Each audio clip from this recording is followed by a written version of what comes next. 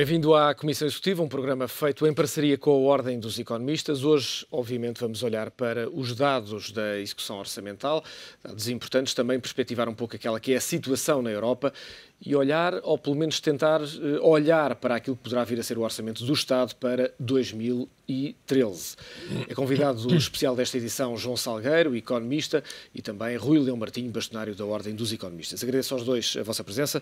João Salgueiro, começo por si. Muitas vozes têm vindo a apelar a uma moderação da austeridade, mas Portugal tem compromissos importantes para cumprir e os próximos anos certamente vão ser de austeridade.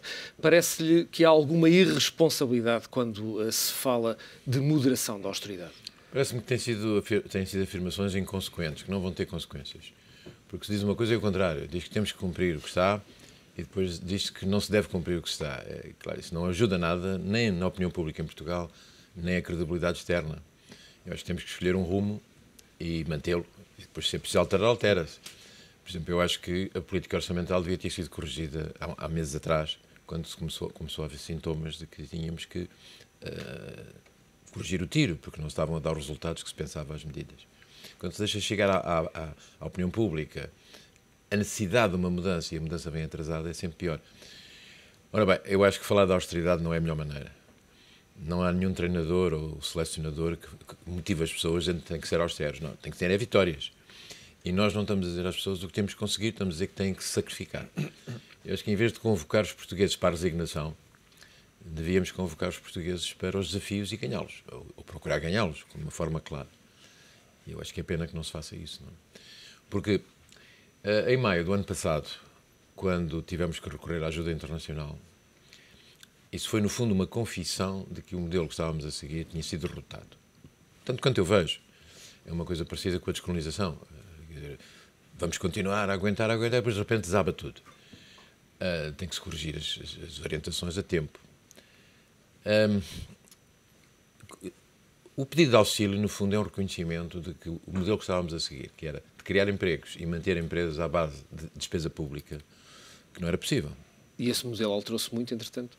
Não se alterou tanto quanto se devia, porque devia-se explicar às pessoas que o que nós precisamos é de encorajar investimento produtivo e temos que fazer tudo para encorajar o investimento produtivo.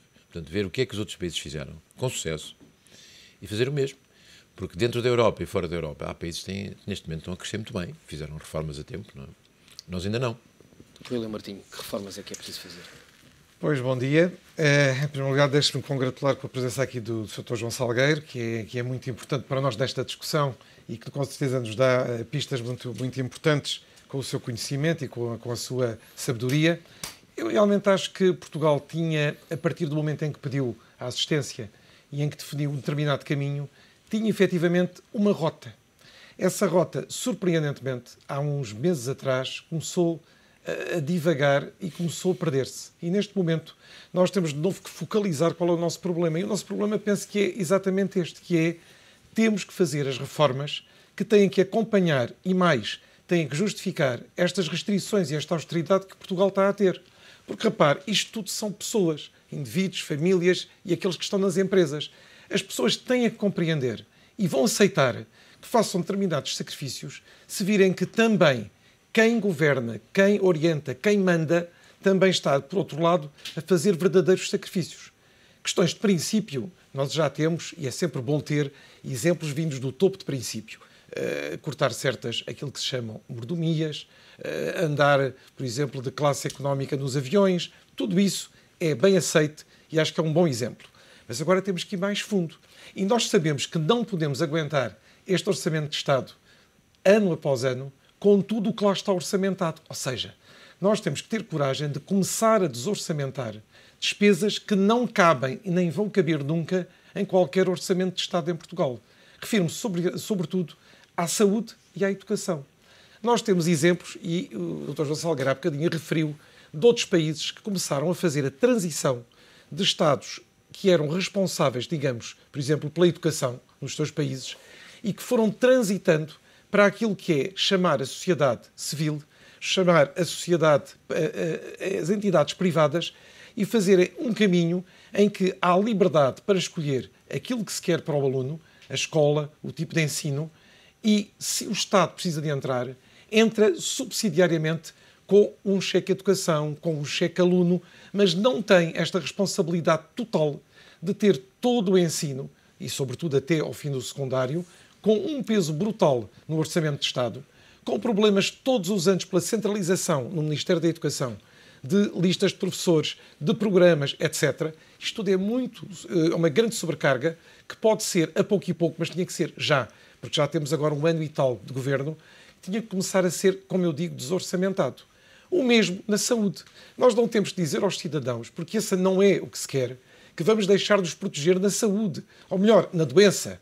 O que nós temos que dizer é que há outros caminhos. E temos que ver quais são os caminhos que a Europa já deu com algum sucesso. Temos casos como o centro da Europa.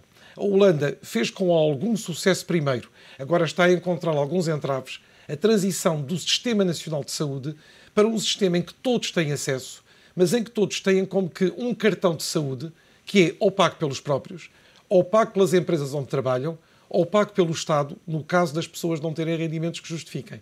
Mas, portanto, há aqui um caminho para tentar desonerar uma parte daquilo que está orçamentado. Estas são algumas das reformas, mas há as outras que são, sobretudo, as que dizem respeito, e para terminar, à questão dos serviços de administração central, regional e local. Nós temos muito trabalho já feito em governos anteriores. É uma questão de ir ver, ir atualizar. A questão tem sido a implementação. Sempre. Quais são os serviços que devem continuar a ser públicos e que, portanto, nós portugueses queremos assumir, queremos pagar e queremos ter esse serviço porque se justifica, e quais são aqueles que podem ser ou transferidos para o privado ou simplesmente fechados. E aí temos que entrar com determinado tipo de soluções para as pessoas. Há um quadro de mobilidade definido para a área pública, para quando os trabalhadores estão a mais em determinados serviços. Tem que haver um esforço muito grande de recolocar as pessoas de uns serviços para os outros e temos que assumir também aquilo que já várias vezes foi dito e que eu não tenho dados aprofundados, mas que não me parece um grande disparate, que é ter uma verba que permita negociar com trabalhadores que estejam a mais uma saída, mas uma saída condigna. João Salgueiro, quando olhamos para as declarações de quem está atualmente no Governo, antes de estar no Governo, quando estava em eleições, houve declarações que davam de facto, ou que transmitiam a sensação que era relativamente fácil cortar na despesa e que grande parte do esforço, nomeadamente 2/3, seria feito do lado da despesa. Tal não aconteceu, mas assistimos neste momento também a quem está neste momento na oposição, nomeadamente ao maior partido da oposição, a fazer esse discurso. Há, de facto, por parte de os políticos, falta de preparação naquilo que são as declarações e falta de responsabilidade quando fazem este tipo de declarações, criando expectativas que não é possível sem dúvida atingir. Que sim, mas também há outra coisa, é que em regime democrático os governos governam para a opinião. No fundo, querem ganhar as eleições ou querem ter opinião positiva durante as sondagens. E se a permissividade da sociedade permite isso, eles vão pelo caminho fácil, isso é garantido, não é? Qualquer empresa que queira apresentar resultados que não sejam escrutinados depois pelos analistas e pela Bolsa tinha um paraíso, porque dizia o que vinha à cabeça e ia andando. Não é? Aí não pode acontecer porque as pessoas estão sempre a analisar as contas. Não é? Nós, em Portugal, temos uma grande tolerância para as promessas. Dizemos que isto não vale, mas depois, na próxima vez que nos prometerem, a gente torna a cair nessa. Não é? Devia ser obrigatório, como é em alguns países, qualquer alternativa devia ser posta em números. Temos uma alternativa, ótimo, então diga lá como é que se faz. Porque aí todos começámos a ser mais responsáveis. Se o discurso chega sem ser credível, não vamos sair disto. Mas o Dr. Guilherme Martins estava a referir uma coisa que é verdade, precisamos de ter uma estratégia mais com uma dimensão exata do que é preciso fazer para cortar despesas que são incomportáveis pela carga fiscal que os cidadãos estão a suportar. Agora, há outro aspecto que é tornar o país atrativo. Porque se não tornamos o país atrativo, estamos sempre a ter que ir cortando, geração após geração. Ora, os outros países fizeram isso. Quer dizer, e não é países grandes ou pequenos, é um país pequeno, um país periférico. Não é o caso, porque nós temos... Há muito comum entre o que fez Singapura e o que fez a China, por exemplo, ou o que fez o Luxemburgo e fez a Alemanha, ou o que fez a Suécia e fizeram alguns países latino-americanos. Agora, é preciso nós sabermos o que é que queremos e vamos ver. Se for ver, com algum cuidado, fala-se de reformas estruturais em Portugal desde 1978, o que já é um bocado de tempo.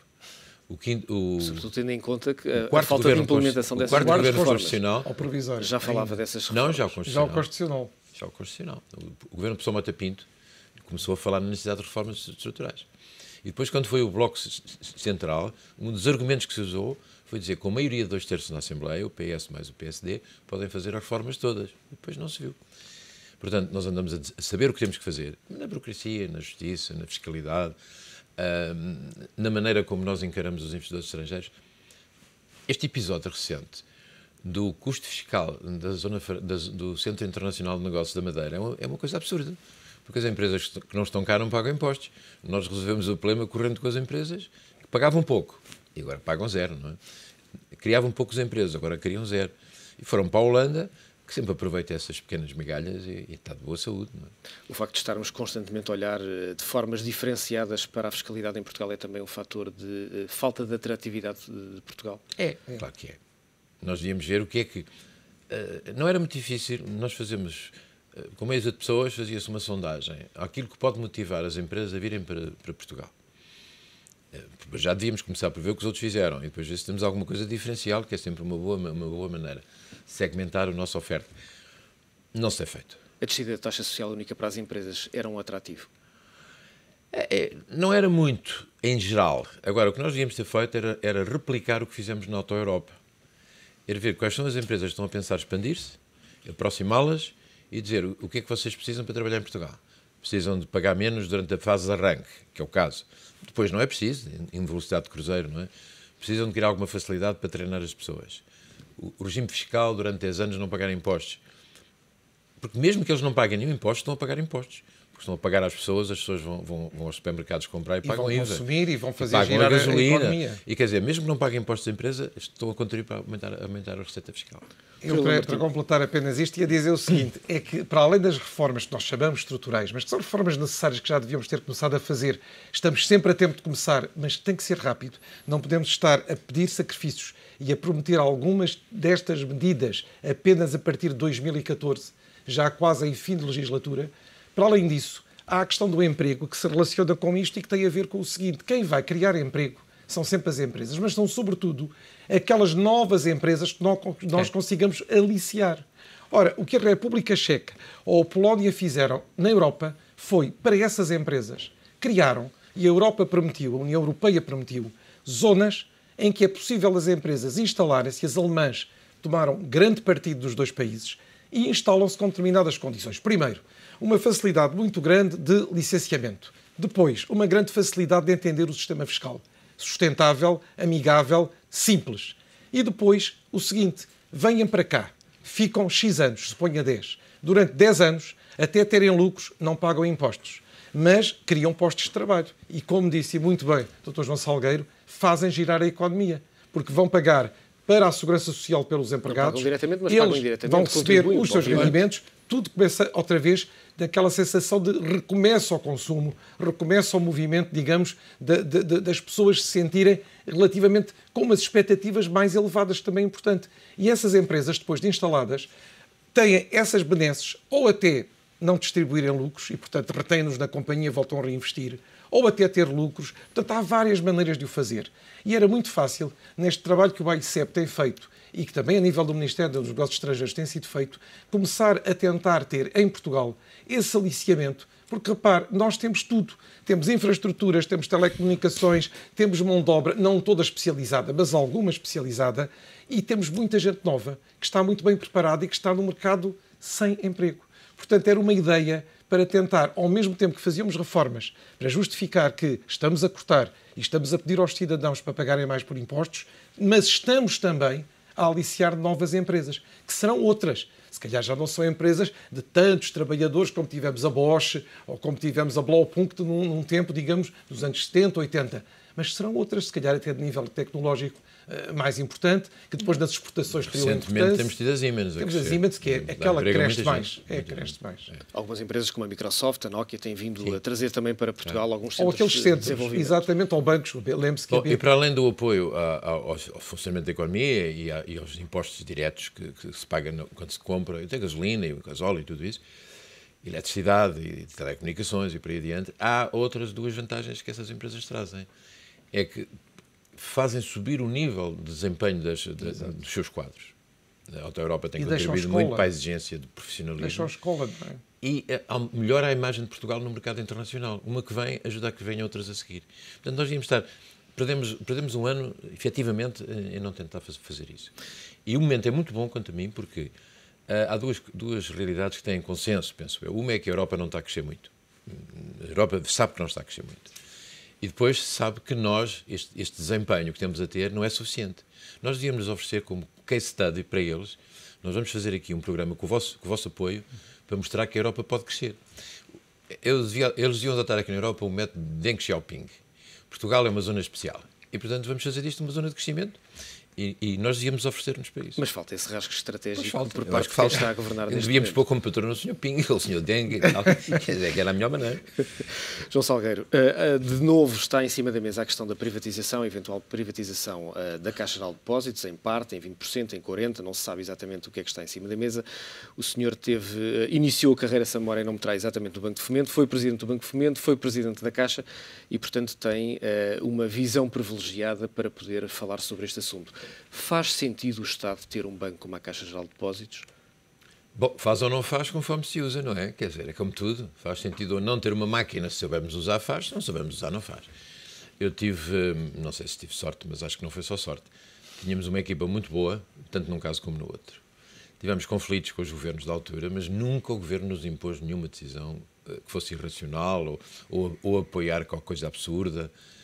Aliás, eu já tinha a experiência do Banco de Fomento e quando fui para a Caixa e recusei 2 vezes o convite e só aceitei porque depois me puseram no Diário da República regras de relacionamento do Estado com a Caixa.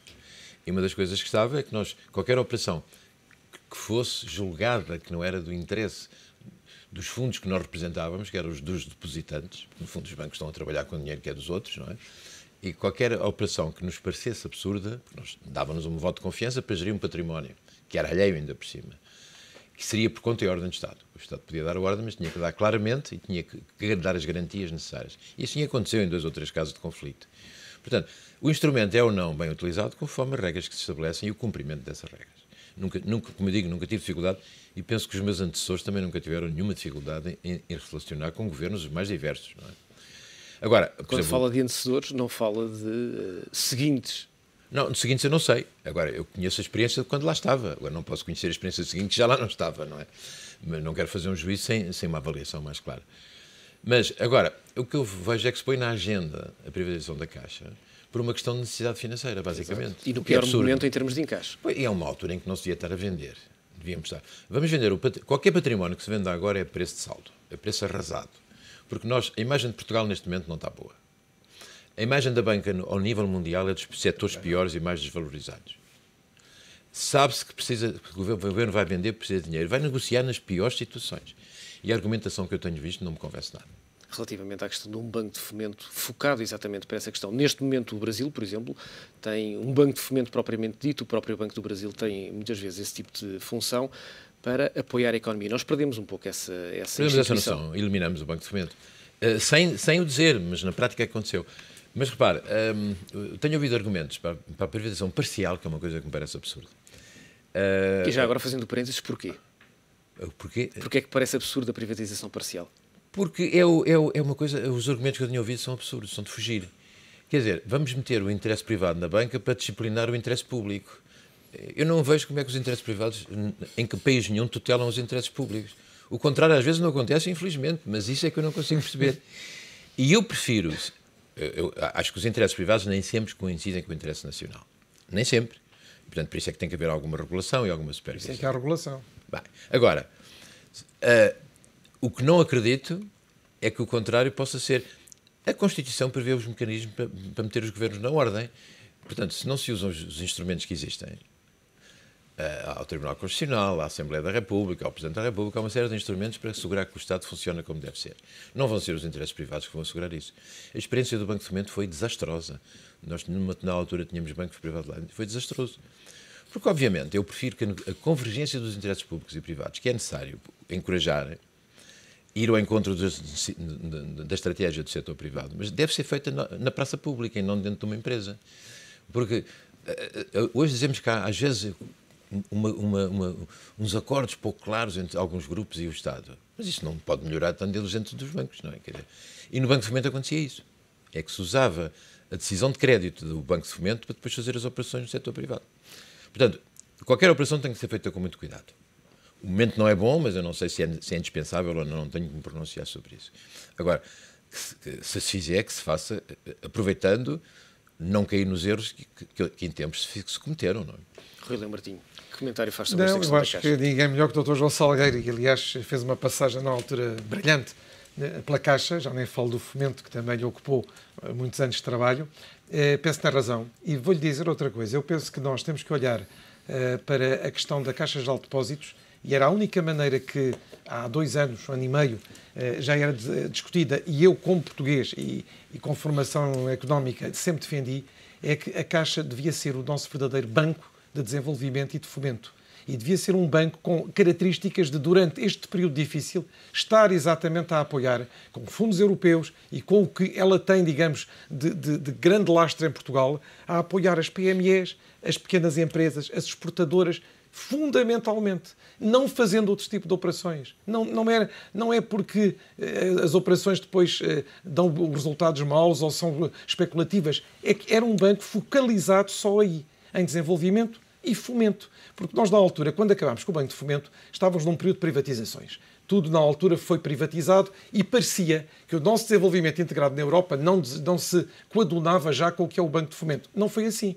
Nós, apesar de tudo, temos necessidade hoje de ter o tal Banco de Desenvolvimento que tem, por exemplo, em países da América Latina. E não devemos ter vergonha de ter um Banco de Desenvolvimento, porque ele serviria exatamente para apoiar os setores que têm menos facilidade de chegar ao crédito, de ter liquidez e de serem apoiados pela banca, digamos, privada, o que também é compreensível, porque a banca privada procura os melhores clientes e as melhores operações e os riscos mais apetecíveis e mais estudados, digamos assim. Aliás, permita-me que lhe diga de passagem que eu acho que o setor bancário comercial, privado, tem sido muito maltratado em Portugal. Os bancos precisavam... Mal julgado, não é? Muito mal julgado e maltratado, porque precisava de um apoio. Repare, está-se a querer que a banca apoie a economia, tendo-lhe criado condições em que torna muito difícil isso. As regras de Basileia foram alteradas de uma forma surpreendente e absurda. Quer dizer, durante anos andam-se a dizer uma coisa e agora exige-se outra. Encorajaram-se os bancos a investir no imobiliário e na dívida pública, porque esses não tinham risco por definição. E depois, de repente, disse que tem risco e mais. Estamos a dizer que não se deve confiar nas agências de rating. E vamos dar às agências de rating a capacidade para julgar a qualidade da dívida pública. Não faz sentido. Depois, dissemos que têm que reforçar o capital numa altura em que os mercados de capitais estão fechados. E depois dissemos que têm de desalavancar em relação àquilo que a supervisão lhes permitiu durante uma década. Portanto, tudo simultâneo. É uma tempestade perfeita. E numa conjuntura de baixa. Portanto, não faz sentido. Quer dizer, dá a impressão que não há atenção à realidade. João Salgueiro, ainda temos 2 minutos. Ainda queria falar da questão da Europa. Rui Martinho, ia acrescentar mais? Não, ia só acrescentar o seguinte, é que em relação à banca, se calhar tem havido mais dificuldade em relação ao Basileia e às novas regras, fazer se calhar alguma dilatação no tempo, porque da parte seguradora, as grandes seguradoras pediram agora, e está na União Europeia, que a Solvência 2, que é equivalente ao Basileia, tenha mais 1 ano de dilatação para entrar em vigência. Até porque portanto, até 2015, porque exatamente o mercado está como está. E as regras de Basileia aplicadas aos bancos europeus da mesma maneira, o nosso contexto é completamente diferente. E a banca privada ganhava em que houvesse um grande banco público que fosse parceiro do Banco Europeu de Investimentos e canalizasse fundos de médio prazo para eles poderem dedicar ao curto prazo. Quer dizer, era o mais lógico. Não é? João Salgueiro, como é que olha para a questão europeia neste momento com focos de tensão crescentes, nomeadamente em Espanha? Na Grécia a situação prolonga-se, mas em Espanha parece-me a mim que nas últimas semanas tem havido um agravar grande da situação, nomeadamente com algumas questões entre o governo central do Reino e algumas províncias, nomeadamente a Catalunha. Bom, aquilo é um problema antigo que tem vindo a tomar forma, porque o tempo do Franco era impossível, e depois gradualmente a Catalunha ganhou confiança, e o País Basco, etc. Eu penso que o que está neste momento em negociação não é uma independência. Oxalá que eles por azilhice não vão todos nesse sentido. O que está ali em causa é a autonomia da fiscalidade, como aliás o País Basco tem.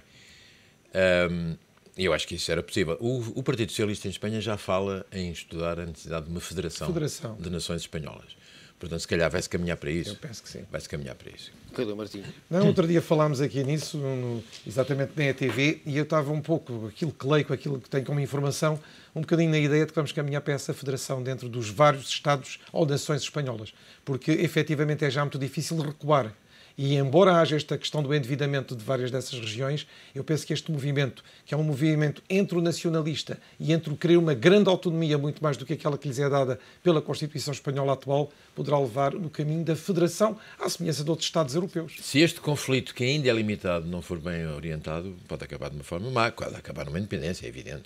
A União Europeia diz que não, mas tem que aceitar o facto. Não é? Com resultados, obviamente, Se imprevisíveis. aceitou a do Kosovo, tinha que aceitar a da Catalunha. É evidente. João Salgueiro, Rui Leo Martinho, é sempre um prazer contar com o vosso sempre lúcido comentário nesta Comissão Executiva, um programa feito entre o Económico TV e a Ordem dos Economistas, que regressa amanhã. Aproveite este dia.